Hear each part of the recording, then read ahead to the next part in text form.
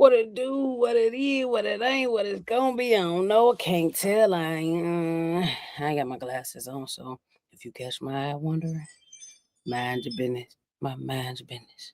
Alright? Just thought I'd keep y'all posted on that because my eye be going.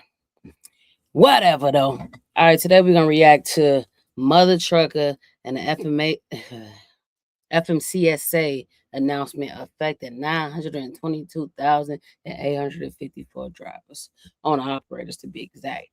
Let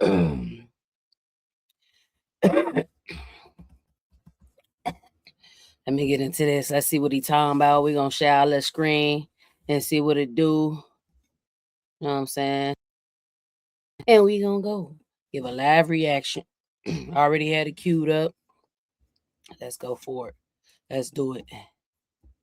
All right, so the national average price of diesel in the United States is $4.65 per gallon. What's going on, Mother Truckers? Thanks for joining today's show. So let's talk about this, and let's talk about any breaks that any truck driver can get in this moment is a good one. And we know already fuel isn't one of them, right? And so this one right. Boy, I tell you, look, it's definitely not fuel, right? In trucking, we need some type of break right now because I'm telling you, because I filled up last week on Thursday, and it let me carry over. I worked Friday, but it was super, super local. I ain't do too many moves or whatever.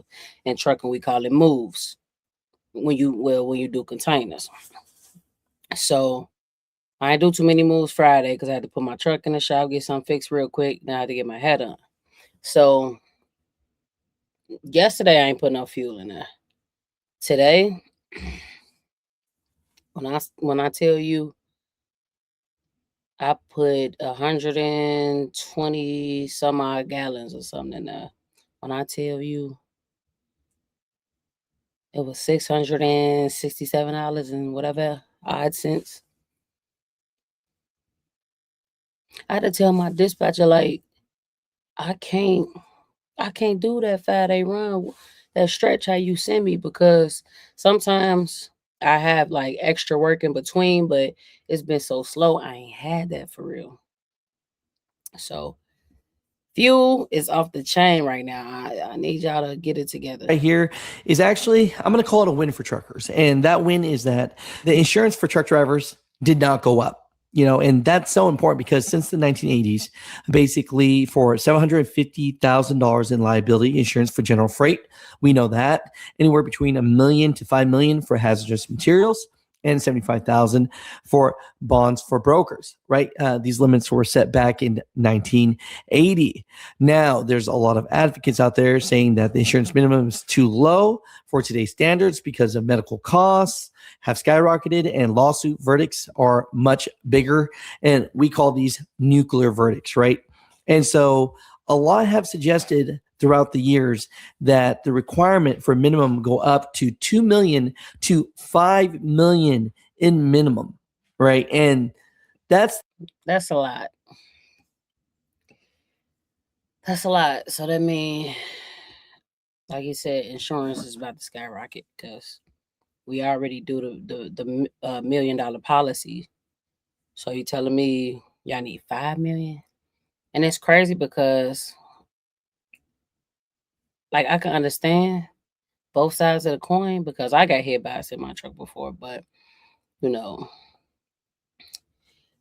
I ain't had no broken bones, none of that shit. And then two, I was trying to like really still be cool because I had to think about the truck driver too. Like, I'm still alive, I'm still breathing. So I really wasn't trying to push it to the full extent. But $5 million, come on, man. I mean, that's the last thing that an owner operator right now needs is just to pay more money. FMCSA just came out with a report that says that they do not have. Seem like it's always more money, more money, more money, more money, like across the board.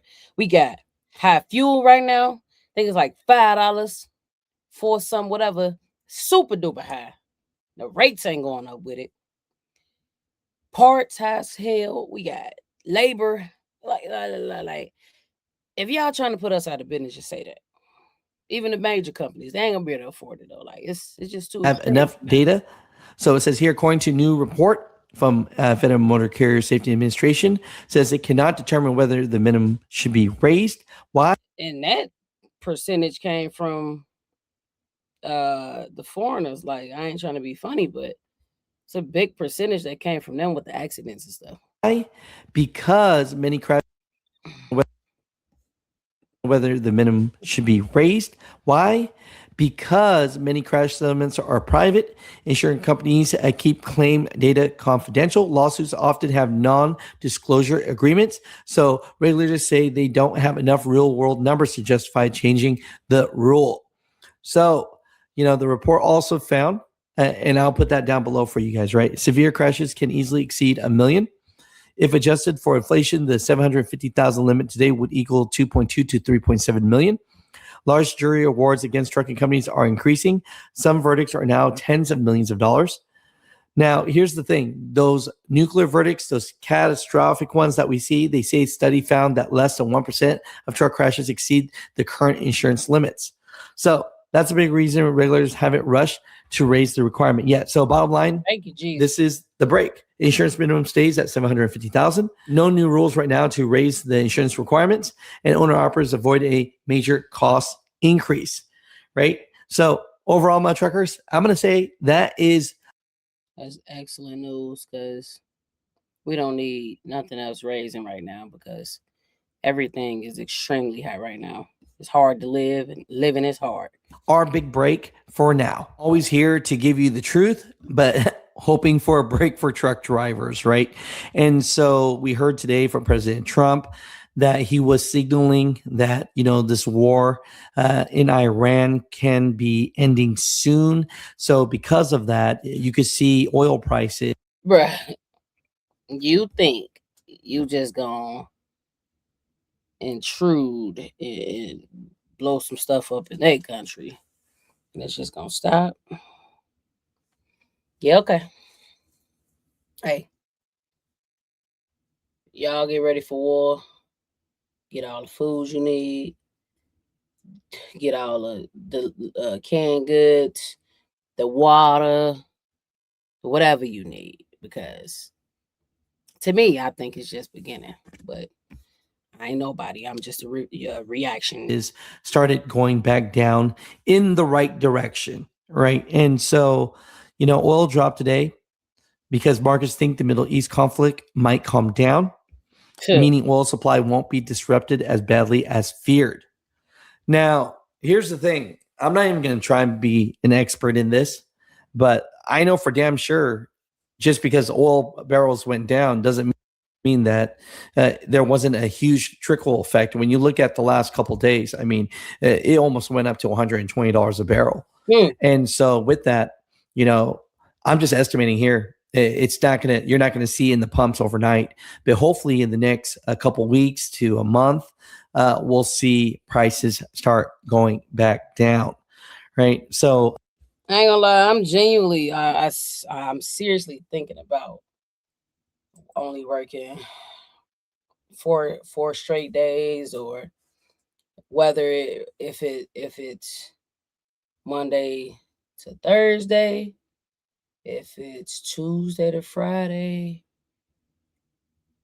Wednesday to whatever, because if she not gonna give me some local runs where I could save a little bit on the miles and everything, and it ain't eating up at the fuel, or I'm burning more highway miles, like, yeah, I'm probably just gonna have to stay local, or I'm not local, but take those days off.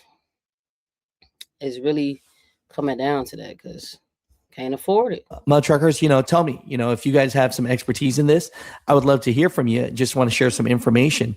But, a lot of drivers like Alex, diesel is going to go down right away.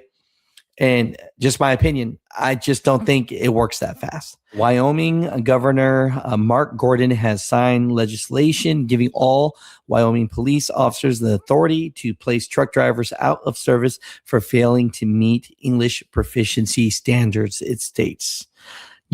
Previously only members of Wyoming Highway Patrol were allowed to place these truck drivers out of service. Well, not anymore.